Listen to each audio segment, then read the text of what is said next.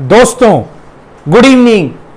अच्छा भाई, जैसा हमने दोस्तों डिस्कस किया था कल की एनालिसिस वीडियो में कि 18,000 के नीचे अगर निफ्टी जाता है 18,000 के नीचे तो शॉर्ट टर्म में 100-150 पॉइंट की गिरावट जो है 100 से 150 पॉइंट की गिरावट लगभग तय है। और बिल्कुल वैसा ही हुआ, एक अच्छी खासी गिरावट जो है देखने को मिली है निफ्टी में।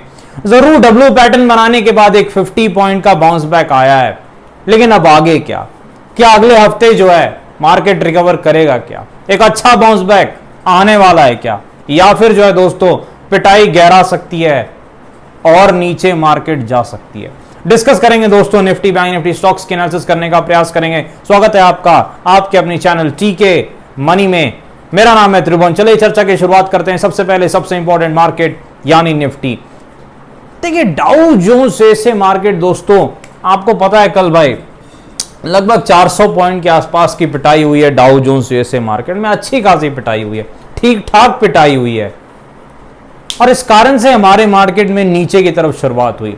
जरूर एक बाउंस बैक आया और उसके बाद फिर से पिटाई स्टार्ट हो गई। अब आगे क्या दोस्तों? सबसे पहले विक्स कहां पर है? लगभग 13 के आसपास है, 13 के आसपास इंडिया विक्स वॉलेटिलिटी इंडेक्स है। ये चीज आपको याद रखनी है। अब देखिए यहां पर जो है कौन सा लेवल से कौन से लेवल जो है जहां पर हमें तेजी या मंदी के मौके दिख रहे हैं दोस्तों। सबसे पहले तेजी अगर हमें करनी है तो उसका क्या मौका है? देखिए तेजी अगर हमें करनी है दोस्तों तो हमें 17,950 के ऊपर अगर निफ्टी निकले, जहां आसपास आज इसकी क्लोजिंग भी हुई है, 950 के ऊपर हम पहली तेजी करेंगे।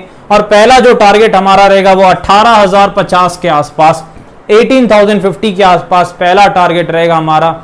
ये चीज आपको याद रखनी है। अगर तेजी हमें करनी है तो 17,950 के ऊपर ही सोचना है, नीचे नहीं। नीचे डब्ल्यू मिलेगा तभी सोच सकते हैं, ऐसे नहीं। दूसरी चीज क्या है दोस्तों, पिटाई के बारे में क्या सोचना है? देखिए पिटाई के बारे में जहां तक बात है दोस्तों, 17,900 के नीचे हम पिटाई के बारे में बिल्कुल सोच सकते हैं। 17,900 के नीचे अगर निफ्टी जाता है तो फिर एक पिटाई आपको देखने को मिल सकती है। और जो पहला सपोर्ट है निफ्टी का लगभग जो है वो 17,800 के आसपास है, 17,800 के आसपास। ये चीज आपको याद रखनी है। तो 17,800 के आसपास आपका पहला सपोर्ट है, 18,050 के आसपास पहला रेजिस्टेंस है। तो 950 के ऊपर निफ्टी जाता है, 17,950 के ऊपर, तो पहली तेजी के बारे में हम सोच सकते हैं। और उसके बाद 18,050 हमारा पहला टारगेट रहेगा। 18,050 अगर निकलता है तो फिर दूसरी राउंड की हम तेजी कर सकते हैं। और फिर हमारा जो अगला रेजिस्टेंस है, अगला टारगेट है, वो 18,150, 18,150 रहेगा। ये चीज आपको याद रखनी है। दूसरी इंपॉर्टेंट चीज आपको पता है, डब्ल्यू और एम पैटर्न स्ट्रेटजी। देखिए डब्ल्यू में तेजी, एम में पिटाई। 20 पॉइंट का स्टॉप लॉस, 70 प्लस पॉइंट की कमाई आप लेके चल सकते हैं निफ्टी में इस वक्त पर। चलिए निफ्टी बैंक के पास चलते हैं दोस्तों। निफ्टी बैंक में बड़ी तेज पिटाई हुई है, काफी तेज पिटाई हुई है। एसबीआई में गिरावट है, कोटक में गिरावट है, बैंकिंग स्टॉक में ठीक ठाक गिरावट रही है। अब देखिए बैंकिंग में तेजी कब कर सकते हैं? 200 के ऊपर, 41,200 के ऊपर जब बैंक निफ्टी निकलता है तभी मेरे ख्याल से हमें तेजी के बारे में बैंक निफ्टी में सोचना चाहिए।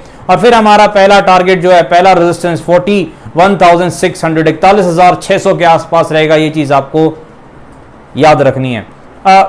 सपोर्ट कहां पर है भाई? देखिए जो सपोर्ट है लगभग 41,000 के आसपास है, 41,000 के आसपास जो मानसिक लेवल भी है वो बैंक निफ्टी का सपोर्ट है। इसके नीचे बैंक निफ्टी जाता है तो फिर आपको एक पिटाई देखने को मिल सकती है। और फिर अगला जो सपोर्ट है बैंक निफ्टी का वो 40,600 के आसपास है, तो फिर गिरावट हो सकती है। यानी 41,000 के लेवल के नीचे जाता है, थोड़ी दिक्कत हो सकती है। 40,600 तक भी बैंक निफ्टी जा सकता है, फिर एक अच्छा बाउंस बैक जरूर दिखा सकता है, लेकिन ये जरूर हो सकता है, आपको याद रखनी है। रेजिस्टेंस कहां पर है? 41,600 के आसपास पहला रेजिस्टेंस है। तेजी कब करनी है? 41,200 के ऊपर निकले तभी तेजी करनी है। यहां भी डब्ल्यू और एम पैटर्न स्ट्रेटजी आप फॉलो कर सकते हैं। 60 पॉइंट का स्टॉप लॉस, 200 प्लस पॉइंट का टारगेट आप लेके चल सकते हैं। चलिए स्टॉक्स के पास चलते हैं। सबसे पहले अदानी एंटरप्राइजेज में फिर से एक गिरावट देखने को मिल रही है। इसका सपोर्ट कहां पर है भाई? 1500 के आसपास सपोर्ट है अदानी एंटरप्राइजेस का। जो रेजिस्टेंस है वो लगभग 2100 के आसपास है। ये चीज आपको याद रखनी है। शॉर्ट टर्म में काफी वॉलेटाइल स्टॉक है, आपको पता है न्यूज फ्लो के कारण काफी दोनों तरफ की चाल यहां पर आ रही है, लेकिन इसका सपोर्ट पहला वही है 1500 के आसपास। ये चीज जरूर आपको ध्यान रखनी है। बायोकॉन में बड़ी गिरावट है भाई, फिर गिर गया बायोकॉन।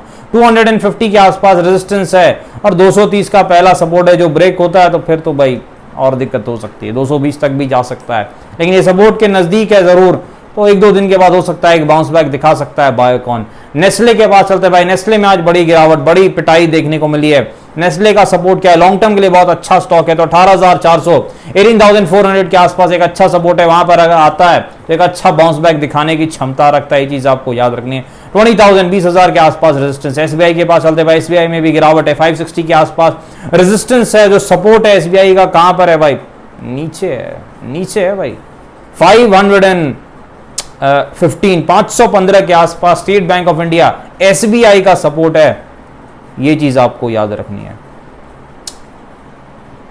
डिस्क्लेमर आपको पता है, वीडियो एजुकेशन ऑटोमेशन पर्पस के फाइनेंशियल एडवाइजर से बातचीत करके फैसले बाजार में काफी जोखिम है, थोड़ा ध्यान से काम करें। धन्यवाद।